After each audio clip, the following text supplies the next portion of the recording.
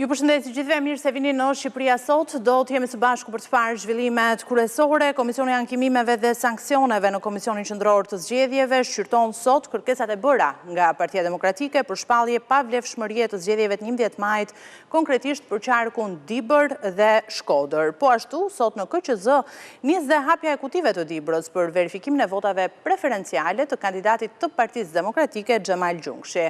Greta Bullari po ndjek nga afër të gjitha këto procese, unë do të jem me në lidhje të drejt për drejt.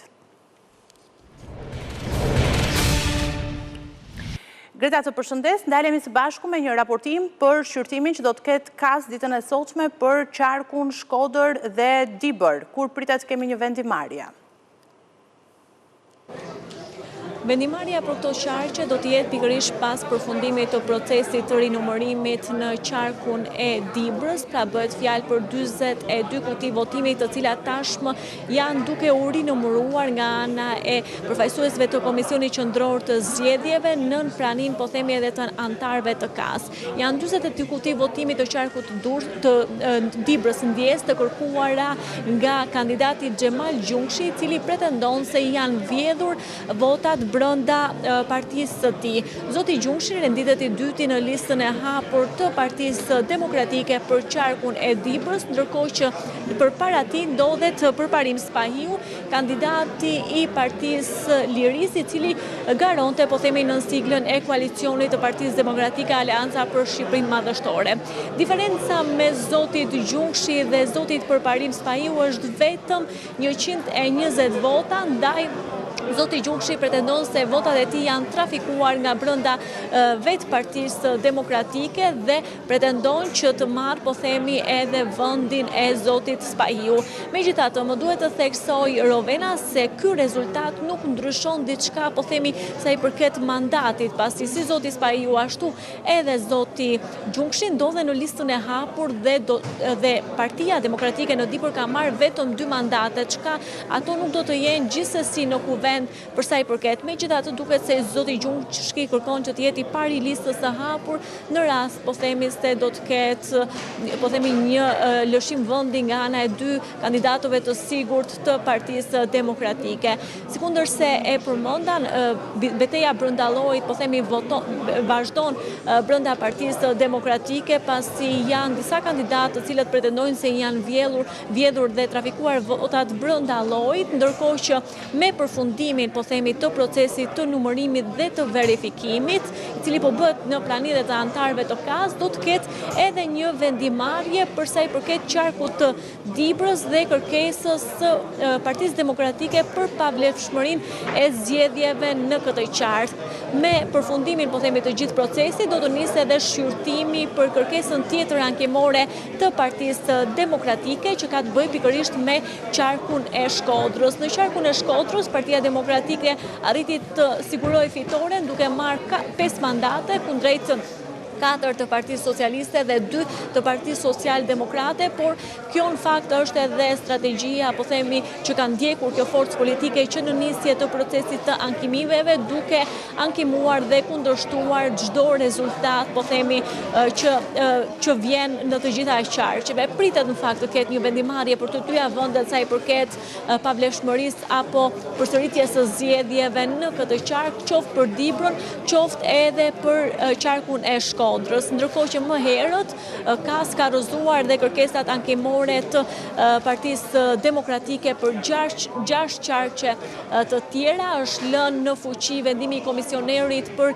zgjedhjet e 11 majit në qarkun e Lezhës, në qarkun e Kukësit, në qarkun e Gjirokastrës, në qarkun e Korçës, në qarkun e Beratit dhe në qarkun e Vlorës. Po, Greta, edhe një saktësim të fundit, për qarkun e Dibrës janë 42 kuti që po numërohen në këtë momente, në çfarë pike është procesi dhe kur pritet të përfundojë ai? Po, janë pikërisht 42 kuti, deri në këto momente janë numëruar 10 të parat, janë ngritur 4 tavolina pune në Komisionin Qendror të Zgjedhjeve dhe sipas komunikimeve që kam patur edhe me stafin, parashikohet që brenda një harku kohor 1 orë e 30 minuta, 2 orë, të përfundojë i gjithë procesi dhe më pas gjetje do t'i dorëzohen edhe antarëve të KAS, të cilët në varësi, po themi, edhe të gjetjeve do t'i japin më tej edhe vendimin apo do shpallin dhe vendimin për sa i përket edhe të gjithë qarkut, por do duhet të përfundojë ky proces përpara se të kemi edhe një vendimarrje për sa i përket qarkut të Dibrës në tërësi, për të vijuar më tej edhe me shqyrtimin, por dhe një vendimarrje për qarkun e Shkodrës gjatë ditës së sotme. Faleminderit Greta Bullari për raportimin. E njëjta situatë duket se është edhe në Durrës. Sali Berisha akuzon Partinë Socialiste, por partia e tij ka trafikuar vota nga një kandidat tek tjetri. Pamjet vizive provojnë se si në KZAZ-n e Krujës, disa vota që kishte marrë Aulon Kalaja i kanë kaluar kandidatit tjetër Arjan Doj, cili më pas u shpall edhe fituesi i mandatit të deputetit. Komisioni i Ankimimeve dhe Sanksioneve vendosi dhe hapjen e 60 kutive të votimit në Durrës për rinumërimin e votave preferenciale të kandidatit PD-s Aulon Kalaja, si dhe qindra kutive të tjera me votat e ardhura për Durrësin nga diaspora. Armiku që nga brënda, Sali Berisha akuzon për vjedhje votash, por trafikimi i tyre pas ka ndodhur brënda llojit. Këto pamje të dorëzuara në Komisionin e Ankimimeve dhe Sanksioneve nga Aulon Kalaja tregojnë se si votat e tij i kanë kaluar ish prokurorit Arjan Doj. Për këtë arsye, Kalaja kërkoi rinumërimin e fletëve të votimit, të cilat sipas tij do të ndryshojnë edhe rezultatin. Trafikimi i votave të tij u konfirmuan dhe nga administrata e KQZ-s, çka bëri që KAS të kërkojë rihapjen e 60 kutive të kërkuara prej tij. Harkun kohor ishte një 35-57 që ngjendet aty, rezulton që kandidati Doja u ka shfaqur me 32 vota, në tabel 36 vota, duke u shtuar artificialisht. Kandidati Aulon Kalaja në proces verbal ka të shënuar 2 vota, ndërkohë nga pamjet filmike ka rezultuar që ka 4 vota, pra me një diferencë prej 2 votash. Në 11 maj, Aulon Kalaja e humbi mandatin e deputetit me një diferencë prej 1000 votash nga ish prokurori Arjan Doj. Ndaj rinumërimi, sipas Kalas, do të ndryshonte dhe rezultatin për voton preferenciale në qarkun e Durrësit. Po ashtu, KAS vendosi dhe rihapjen e kutive për KZAZ numër 21 dhe 22 në qytetin Bregdetar, por dhe votën e diasporës për llogaritë të Partisë Demokratike. Ndërkohë nuk do të ketë përsëritje të zgjedhjeve në Berat dhe në Vlorë. Komisioni i Ankimimeve dhe Sanksioneve rrëzoi kërkesën e Partisë Demokratike për pavlefshmëri të zgjedhjeve në këto qarqe, me argumentin se pretendimet e tyre ishin të pabazuara në ligj dhe në prova. Treni bullgar ekziston, por vetëm lokomotiva. Sali Berisha ka tentuar të bindë se ka një skem për shitblerjen e votës, por nuk ka paraqitur dot asnjë provë që të lidh vagonët, siç pretendoi 2 ditë më parë. Ai tha se nuk kishte kamera për ta provuar, por evitoi dhe përgjigjen lidhur me përgjegjësitë jo thjesht politike, por edhe penale të numëruesve demokrat që kanë firmosur proces verbale të kutive. Unë sot kam sjell trenin bullgar para jush. Doktori e mbajti premtimin, por përgjysëm, nga treni bullgar tregoi vetëm lokomotivën. Që të faktosh një minutë, që të faktosh tjetrën, duhet të kesh kamera jashtë lokali të shohë atë që e merr. Berisha nxori një video në një qendër votimi brenda një ushqimoreje. Një djalë pasi vulosi fletën e votimit e nxjerr jashtë të paplotësuar dhe doktori pretendon se ka zbuluar lokomotivën. Po vagonët, ku janë? Po çfarë kemi të fakturën? Qendrat ilegale elektorale të Partisë Socialiste rreth qendrave të votimit, ku njerëzit shkonin dhe bënin shkëmbimet. Pra doktori e pranon, vagonët e trenit bullgar nuk i gjen dot, por meqense se s'kishte kamera, a duhet të kishte komisionerët demokrat syçel? Nuk mund të gjykoj, sepse kërkon një hetim. Pyetja është e drejtë, shqetësimi është shumë i drejtë. Po kjo kërkon një hetim. Nuk do të hetuar. Rregulli është ai që thoni ju. Por e vërteta është kjo që tregon filmi. Dhe sigurisht, treni bullgar nuk ka të drejtë ta hetojë askush, përveç doktorit, përndryshe spaku të fut në burg. Ku? Në prokurori. Për të ushi. Skapi është autor kryesor. Për të vendosur përpara përgjegjësisë autorët. Nuk ka asnjë përgjegjësi për Skapi. Për Skapin ekziston mbulesa.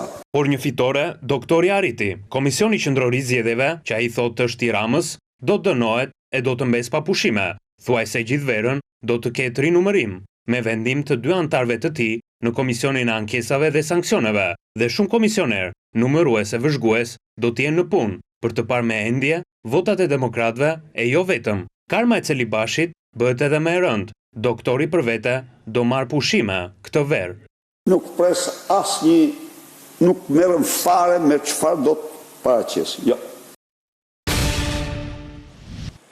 Temperaturat e larta të ditëve të fundit shtojnë edhe rrezikun e helmimit nga ushqimet. Mjekët në Elbasan këshillojnë qytetarët që të tregohen të kujdesshëm me ushqimet që konsumojnë dhe nga tjetër të kërkojnë menjëherë ndihmë në rast se konstatojnë se janë helmuar. Për të kuptuar se si është situata në këtë qytet, unë do të jem drejt për drejt me Edisona Skënderin.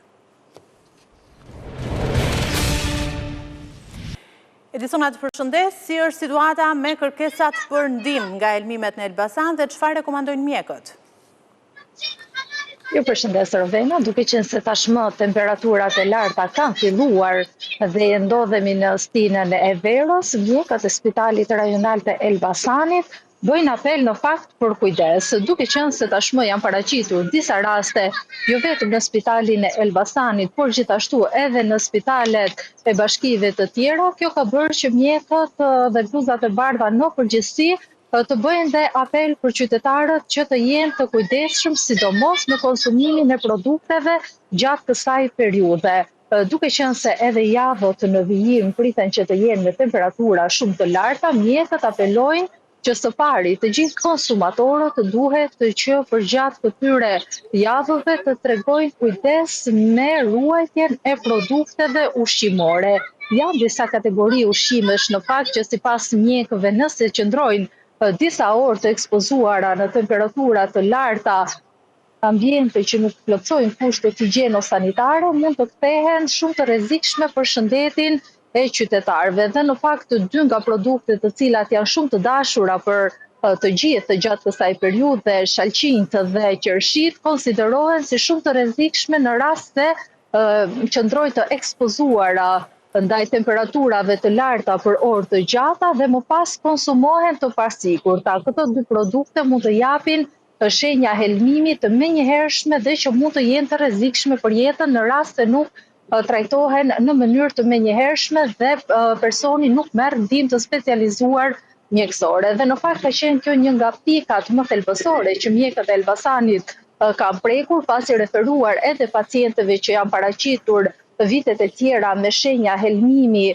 në urgjencat e spitaleve, dëshirojnë në fakt që të apelojnë edhe për këtë pikë. Në rast se çdo person shfaq simptoma të helmimit të menjëhershme dhe nuk ka dijeni se nga i vijnë këto simptoma, duhet menjëherë të paraqitet tek mjeku specialist, pasi neglizhimi i simptomave të helmimit mund të kthehet edhe në kërcënim për jetën në rast se nuk merr ndihmën e nevojshme mjekësore. Ndaj mjekët apelojnë për shumë kujdes, sidomos për dy grup mosha të cilat janë më delikate, për të miturit dhe për personat e moshuar të cilët mund të shfaqin problematika më të ndjeshme se sa grup moshat e tjera, ndaj kërkohet që gjatë periudhës së verës të fakto ku temperaturat do të jenë shumë të larta, aktualisht që ne jemi duke raportuar në qytetin e Elbasanit, edhe pse ende nuk ka arritur ora e mesditës, temperaturat janë 30 gradë, çka e bën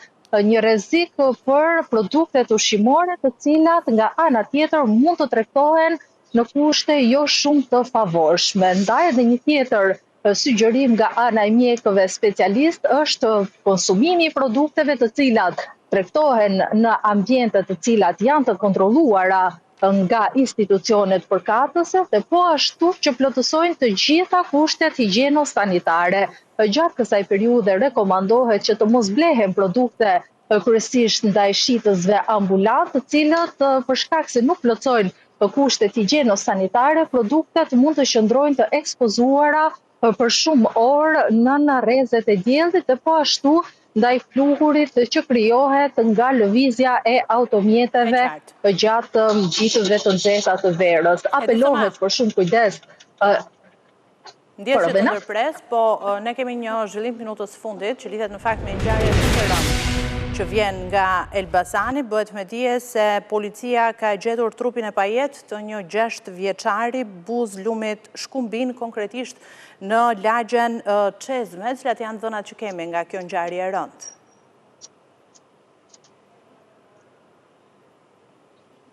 Do më lejoni vetëm pak minuta sa të informohem në lidhje me lajmin të cilin ju po e transmetuhe, pasi nuk është informacion që i kishim në djeni, duke të është informacion i dhënë nga policia e Elbasanit. Po, është e vërtet, edhe raportohet se ngjarja ka ndodhur rreth orës 19:50 minuta të datës 10, bëhet fjalë për një shtetase, e cila ka njoftuar se nipi i saj kishte humbur prej 3 orësh pra ditën e djeshme. Ky ka qenë njoftimi i parë që ka ardhur për uniformat blu në Elbasan, më pas rreth orës 21:30 minuta.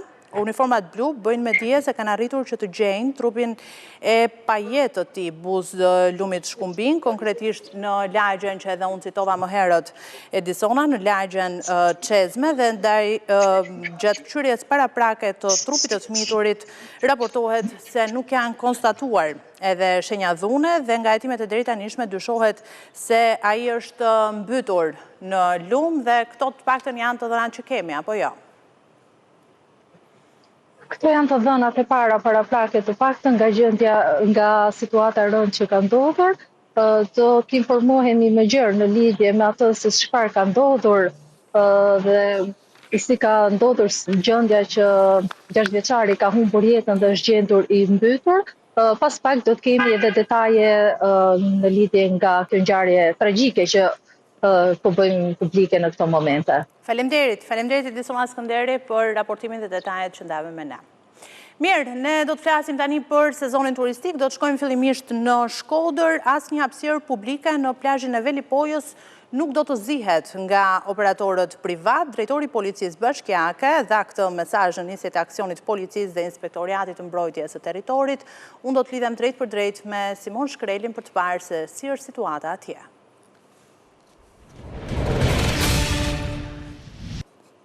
Simon, të përshëndes, si ka nisur ky sezon turistik sa i takon hapësirave publike në plazhin e Velipojës, cilat janë masat e mara?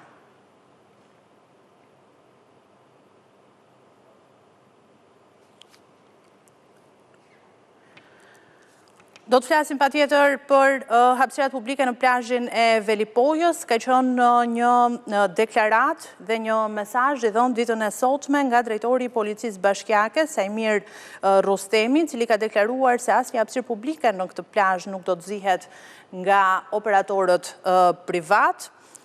Duket në fakt se ka qenë një deklaratë e dhënë konkretisht në nisjet aksionit që ka ndërmarrë policia dhe Inspektoriati i Mbrojtjes së Territorit, pasi këtë vit parashikohet që përgjatë sezonit turistik në Velipojë, që është edhe një nga zonat më të kërkuara qoftë nga pushuesit vendas, por edhe nga turistët e huaj, ne kemi raportuar her pas here për fluksin e lartë pushuesve në këtë zonë, do të ketë edhe më shumë hapësira publike për qytetarët, plazhe publike për qytetarët, cilët mund të shijojnë kështu muajt e verës, temperaturat e larta sigurisht edhe detin, pa qenë të detyruar që të paguajnë për të vijuar me pushimet e tyre. Do të ketë pra masa të mara, një aksion i ndërmarrë nga policia dhe nga Inspektoriati i Mbrojtjes së Territorit, konkretisht për zonën e Velipojës, për plazhin e Velipojës, ku duket se tani më hapësirat publike do të jenë në dispozicion të qytetarëve dhe nuk do të ketë mundësi që të zihen nga operatorët privat. Ka qenë deklarat publike e drejtorit Policisë Bashkiake Sajmir Rostemi në nisje të këtij aksioni për cilin po raportojmë se tani më hapësirat publike do të jenë për të gjithë pushuesit, qytetarët që zgjedhin që pushimet e verës t'i kalojnë në plazhin e Velipojës.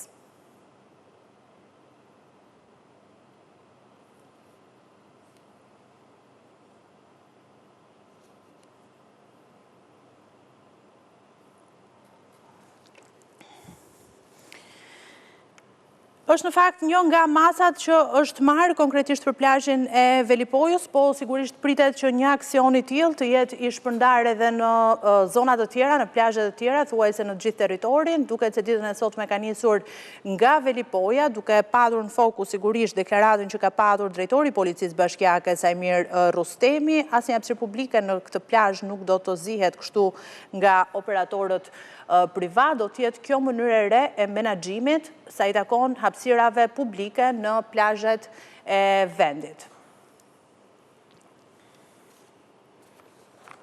Ne ndalemi tani me një shkëputje, rikthehemi pas pak me të tjera zhvillime.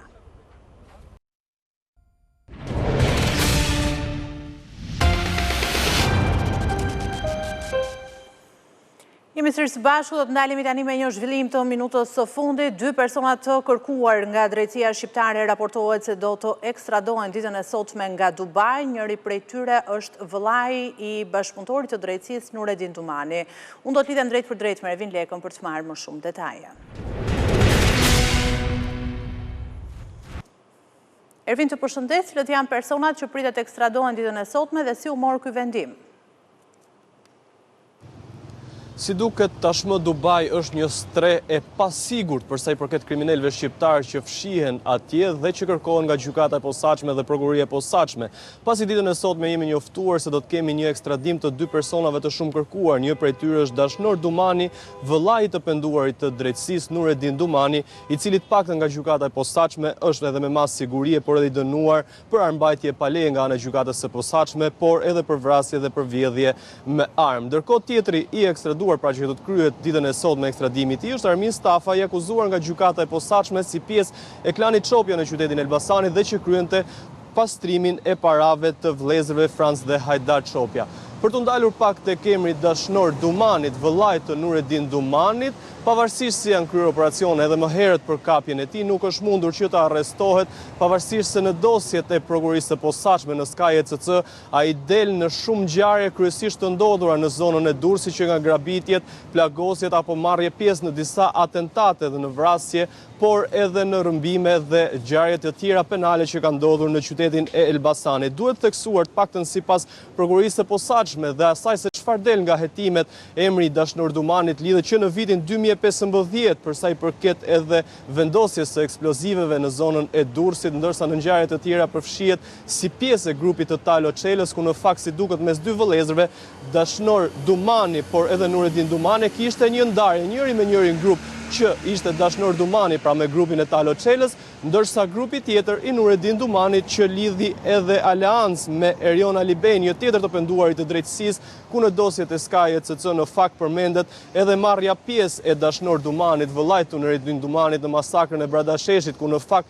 pranohet nga ky fundit se ka marrë pjesë, por nuk ka qelluar. Janë komunikimet në Skaj ECC që janë zbërthyer, ndërsa tashmë në orët në vim, në orët e pasdites, pritet edhe mbërritja dhe ekstradimi këtyre 2 personave të shumë kërkuar për të përballur me akuzat që dyshohen nga ana prokurorisë së posaçme.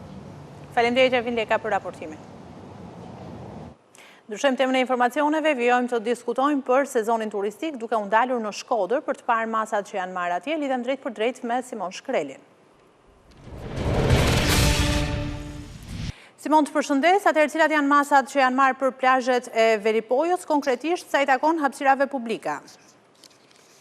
Atëherë, në dallim me sezonet tjera, këtë vit Bashkia e Shkodrës me miratim të Këshillit Bashkiak ka krijuar ndërmarrjen e cila do të merret me menaxhimin e plazheve publike të Shkodrës. Pra plazhet ekzistuese të cilat janë marrë stacionet e plazhit nga privatit do vazhdojnë të menaxhohen nga privati, ndërsa ato plazhe të cilat do të jenë publike do të menaxhohen nga ana e bashkisë dhe kësaj ndërmarrje. Situata në çdo prag sezoni është pothuajse përsëritet, duke qenë se kemi të bëjmë me themi kështu shtyrje të atij kufirit të përcaktuar sipas kontratës dhe marrëveshjes mes bashkisë dhe privatit për hapësirat të cilat ai për hapësirën të cilën ai do ta menaxhoj gjatë këtij sezoni turistik, ka pasur të paktën sipas Bashkisë së Shkodrës dhe drejtorit të policisë bashkiake të Shkodrës ka pasur ndërhyrje ose themi kështu thyrje të asaj marrëveshje dhe kalimit të kufirit, për çka ka bërë që policia bashkiake në bashkëpunim edhe me IMT-n e bashkisë, por edhe me policinë e rendit, me policinë e shtetit, të ndërhyjë për lirimin e këtyre hapësirave dhe të paktën të siguroj që hapësirat publike në plazhin e Veripojës të jenë për gjatë gjithë sezonit turistik dhe të mos cenohen nga privati. Pakën kjo është garancia që është marrë për këtë sezon turistik. Simon, në fakt ti ke komunikuar edhe me drejtorin e bashkisë, drejtorin e policisë bashkiake në Shkodër, me Sajmir Rustemin, e ndjekim së bashku në këtë moment. Policia bashkiake, në bashkëpunim me strukturat përkatëse të bashkisë, ka konstatuar gjatë këtyre ditëve shkelje të kontratave dhe në disa raste uzurpim të hapësirave të përcaktuara për plazhe publike. Sot, në bashkëpunim me Policinë e Shtetit, kemi filluar një aksion të vendosur për lirimin e të gjithë vijës bregdetare nga çdo shezllon, çadër apo objekt tjetër provizor i cili është vendosur aty pa lejen përkatëse. Në përgjithësi kemi gjetur mirëkuptimin e gjithë edhe të qytetarëve edhe të subjekteve operator të plazhit të Velipojës. Unë ju bëj thirrje të gjithë operatorëve që operojnë në plazhin e Velipojës, operatorëve privat, që të zbatojnë ligjin. Ne do ju vim përballë çdo nevoje që ju keni. Para nuk do të tolerojmë asnjë shkelje të plazheve publikeve, të hapësirave të përcaktuara si publike. Ju bëj thirrje edhe qytetarëve të denoncojnë çdo rast, e theksoj çdo rast që do të kenë pengesë për të shfrytzuar plazhet e përcaktuara publike. Mirë Simone, ndoqëm së bashku edhe deklaratën që kishte drejtori i Policisë Bashkiake në Shkodër. Unë të falenderoj shumë për raportimin dhe detajet që ndave me ne. Ne vjojmë të flasim për sezonin turistik, por tani më duke u ndalur në Durrës, edhe atje ka masa të mara, po konkretisht për sigurinë në plazhe. Lidhem drejt për drejt me Leonida Musën për të kuptuar se çfarë po ndodh. Leonida, të përshëndet, cilat janë masat që janë marrë për sigurinë në plazhe në Durrës? Përshëndetje, në fakt, teksa kemi hyrë në 10 ditën e dytë të muajit qershor, ku vija bregdetare e Durrësit që nis nga Proja Gaj dhe përfundohet deri në afërsitë të kepit Rodonit ka nisur të presë pushuesit e parë. Ndaj dhe institucionet në Durrës kanë nisur marrjen e masave për sa i përket sigurisë në vijën bregdetare, ku pikërisht sot rreth orës 14 Bashkia e Durrësit në mbledhje të saj në Këshillit Bashkiak do të vendosë dhe rreth hartës të vijës bregdetare, ku do të përcaktohen se ku do të jenë hapësirat publike dhe hapësirat private, ku sipas një urdhri të kryeministrit 70% e hapësirave do të jenë në dispozicion të privatit dhe 30% në dispozicion të hapësirave publike. Dhe duke filluar nga dita e nesme kur të jetë përcaktuar dhe harta nga ana e Këshillit të Bashkiak, do të nisë dhe sinjalistika për gjatë të vijës bregdetare, si kundër thashë dhe pak më parë, gjithë vija bregdetare që mbulon Bashkia e Durrësit nga Proja Gaj dhe në afërsitë të kepit të Rodonit, ku task forca ngritur apostafat për të monitoruar të gjithë vijën bregdetare do të jetë sigurisht në terren e përbërë nga disa institucione të cilat bashkëveprojnë me njëra tjetër për mbarvajtjen e sezonit turistik veror, për të parë dhe për të konstatuar në afër nëse do të ketë të shkelje ose mungesë qoftë të sinjalistikës apo edhe qoftë të sigurisë për gjatë vijës bregdetare, sikundër janë dhe rojet e plazheve, apo siç janë edhe vend bazenet e mjeteve ujore sportive të cilat operojnë në bregdetin e Durrësit. Pra në parë mënyrë do të kemi një sezon le të themi të sigurt, siç premtojnë edhe task forca këtu në qytetin e Durrësit, ku koordinatori i saj Olcen Gripshi pak minuta më parë dha edhe intervistë për ABC News, ku shpjegoi se si do të funksionojë edhe monitorimi i vijës bregdetare nga ana e kësaj task force, që nga viti në vit ka bërë progres në punën e saj, pasi siç e kemi parë për gjatë të viteve të mëparshme, nga viti në vit kemi një përmirësim të sigurisë në vijën bregdetare, ku incidentet dhe aksidentet ka qenë gjithmonë edhe më të pakta ndër vitet që kalojnë. Le të shpresojmë që edhe për gjatë të këtij sezoni turistik veror të kemi një sezon të suksesshëm për sa i përket sigurisë në vijën bregdetare dhe mos të kemi incidente apo dhe aksidente të rënda. Po Leonida, ndjekim së bashku dhe prononcimin e tij.